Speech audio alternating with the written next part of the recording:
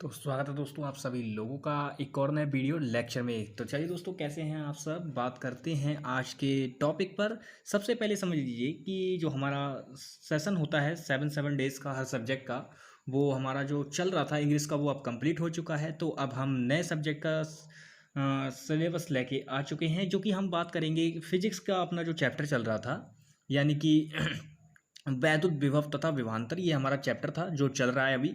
तो इसमें मैंने आपको बताया था, जो एक बिंदु आवेश के कारण बताया था मैंने वैद्युत विभव क्या होता है। तो ये मैंने आपको कराया था पिछली वीडियो में, ठीक है। एक बिंदु आवेश के कारण r दूरी पर वैद्युत विभव, ये मैंने आपको फार्मूला बताया था।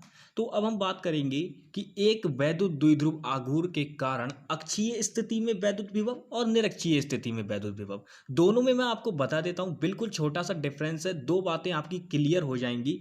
अक्षीय स्थिति में किस प्रकार से बनता है, सबसे पहले आपको एज एक प्रकार से ना समझ लीजिए। आपने अगर ये डायग्राम समझ लिए तो समझ लिए आपका काम हो गया। बस केवल डायग्राम समझना है और कुछ नहीं। डायग्राम समझने के लिए अक्षीय स्थिति की जब मैं बात करता हूँ, यहाँ पे लिख लेते हैं कि वैद्युत द्विध्रुव के कारण अक्षीय स्थिति में, कौन सी स्थिति में दोस्तों, अक्षीय स्थिति में। अभी ये बताएंगे कि ये अक्षीय स्थिति क्या होती है। अक्षीय स्थिति में वैद्युत विभव, वैद्युत विभव। अब देखिए दोस्तों, अक्षीय स्थिति क्या होती है। अक्षीय स्थिति का मतलब है ये क्या है आपकी, आप बोलोगे एक्सिस है, ये आपकी एक्स एक्सिस, ये आपकी वाई।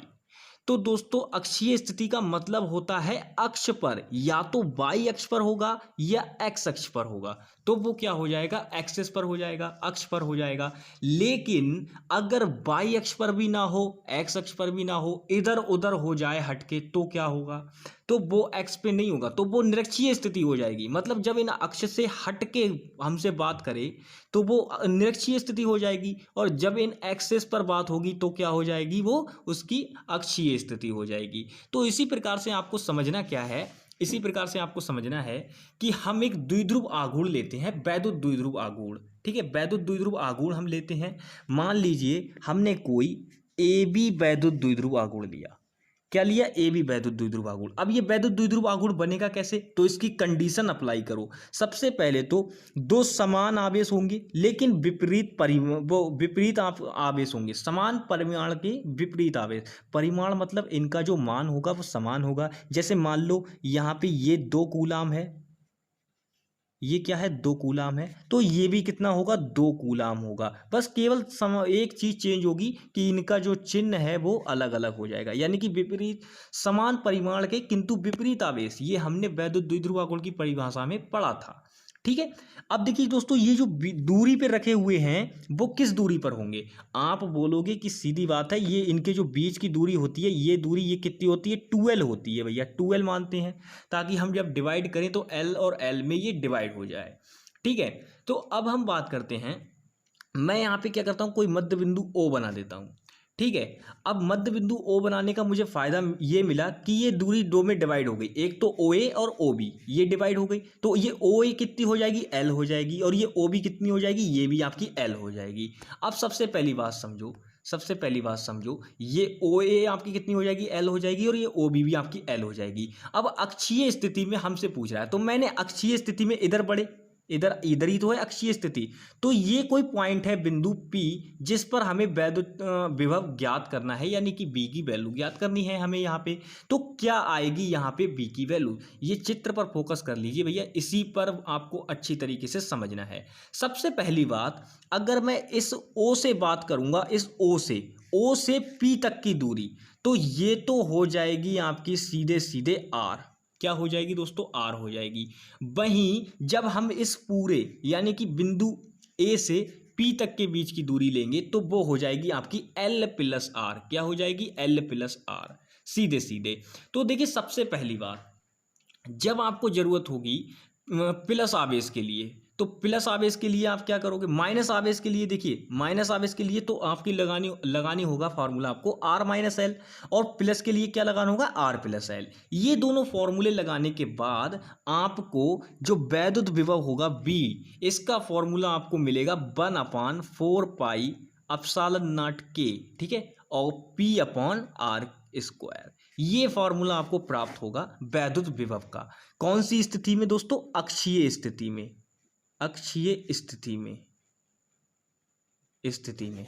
अब कैसे करके प्राप्त होता है तो इसका प्रूफ हम बाद में देखेंगे। फिलहाल आप ये फॉर्मूला याद कर लीजिए क्योंकि इससे रिलेटेड न्यूमेरिकल बनेगा। आपसे ऐसे करके न्यूमेरिकल रख देगा कि वैद्युत द्विध्रुव आघूर्ण जो कि अक्षीय स्थिति में हमें कोई वैद्युत द्विध्रुव आघूर्ण इतना इतना दे रखा है आपको, और आपको अक्षीय स्थिति में किसी बिंदु पर उसकी वैद्युत विभव ज्ञात कीजिए, ऐसे करके क्वेश्चन बना देगा। तो आपको वैद्युत द्विध्रुव का मान दे देगा, वहां पे आपको एप्सिलॉन नॉट का भी मान पता होता है, के का भी मान पता होता है। आपको क्या करेगा, ये आर स्क्वायर जो वैल्यू है ये भी आपको दे ही देगा, ये भी आपको दे देगा, आपको बस बी बताना होगा वहां पे। तो आप सिंपल कैलकुलेशन करके वहां पे बी की वैल्यू निकाल लोगे, ठीक है। अब एक कॉमन पॉइंट जो मेन फैक्टर है, यहां से दो क्वेश्चन बनने वाले हैं बहुत इंपॉर्टेंट, जिनको मैं बताऊंगा।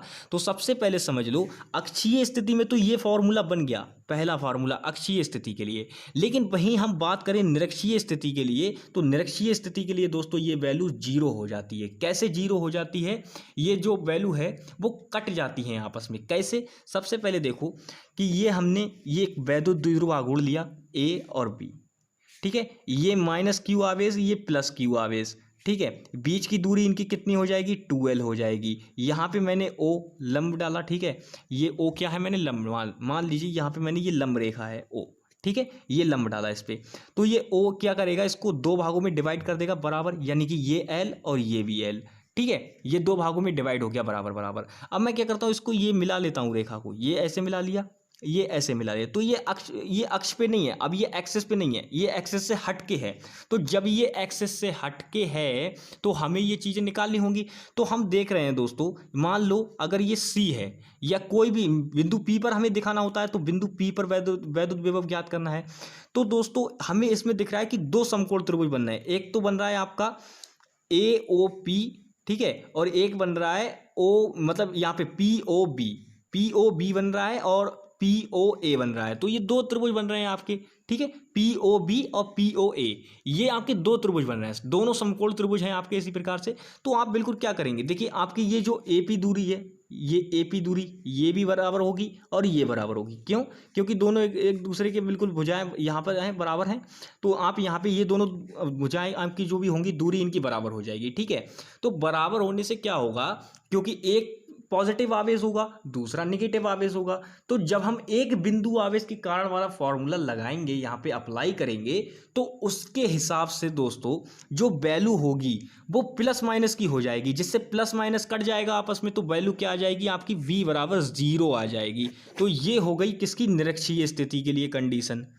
तो मैंने आपको दोनों कंडीशन बना के दिखा दी कि आपकी अक्षीय स्थिति में क्या कंडीशन होती है और निरक्षीय स्थिति में क्या कंडीशन होती है। तो देखिए अक्षीय स्थिति में फॉर्मूला निकल के आता है B बराबर 1/4 पाई एप्सिलॉन नॉट के P अपॉन R स्क्वायर, ये आपका फॉर्मूला निकल के आता है। वहीं अगर बात करें कि निरक्षीय स्थिति में क्या होता है, तो निरक्षीय स्थिति में किसी वैद्युत द्विध्रुव आघूर्ण के कारण किसी बिंदु P पर उत्पन्न वैद्युत विभव होता है वो क्या होता है, शून्य होता है। अब देखिए दोस्तों, सबसे पहली बात यहां से मैंने बताया क्वेश्चन बनेगा। क्या क्वेश्चन बनेगा? निरक्षीय स्थिति में वैद्युत विभव किसी वैद्युत द्विध्रुव आघूर्ण के कारण होता है। विकल्प में क्वेश्चन बनेगा, एक नंबर में बहुत आराम से क्वेश्चन बन जाएगा। तो वो याद रखना कितना होता है, शून्य होता है, ये बात याद रखना। फॉर्मूले से कभी क्वेश्चन नहीं पूछता है ज़्यादा, बहुत ही रेयर केसेस में फॉर्मूला से बना हुआ क्वेश्चन पूछा जाता है, वरना नहीं पूछा जाता है ज़्यादातर, ठीक है। तो इसको आप याद रखना। तो ये आपकी दो चीज़ें हो गई। अब देखिए बात करते हैं, सबसे पहली बात समझिए, मैंने आपको दो चीज़ें बताई हैं, दोनों चीज़ें याद रखना। ये दोनों फॉर्मूले को समझ लो, रट लो बिल्कुल। अब इनका जो भी प्रूफ वगैरह है वो प्रूफ हम कराएंगे, लेकिन अभी नहीं, क्योंकि अभी हमें पहले जल्द से जल्द सिलेबस को कंप्लीट करना है। उसके बाद जब हम देखेंगे कि हाँ इसका प्रूफ ज़्यादा इंपॉर्टेंट है, तब हम कराएंगे, ठीक है। तो ये चैप्टर हमारा यहीं पर ख़त्म होता है। तो चैप्टर में बस इतना ही है, जो आपका चैप्टर है वैद्युत विभव तथा विभवांतर, बस इस चैप्टर में इतना ही है और कुछ नहीं है। खाली इसके न्यूमेरिकल है, जो कि हम नेक्स्ट वीडियो में इसके न्यूमेरिकल भी लगा देंगे जो भी हैं, ठीक है। पहले न्यूमेरिकल लगाएंगे, फिर उसके बाद हम करेंगे नया चैप्टर स्टार्ट, जो कि है आपका क्या, धारिता। यानी कि नेक्स्ट चैप्टर आपका धारिता है, जिसको हम शुरू करेंगे। फिलहाल उससे पहले इस चैप्टर से जुड़े हुए जो भी मैंने आपको टॉपिक बताए हैं, उनसे जो भी जुड़े हुए जो फॉर्मूले थे, उनसे रिलेटेड न्यूमेरिकल्स को हम लगाएंगे नेक्स्ट वीडियो में, ठीक है। तो चलिए दोस्तों, मिलेंगे नेक्स्ट वीडियो में, तब तक के लिए bye bye, take care and जय हिंद दोस्तों।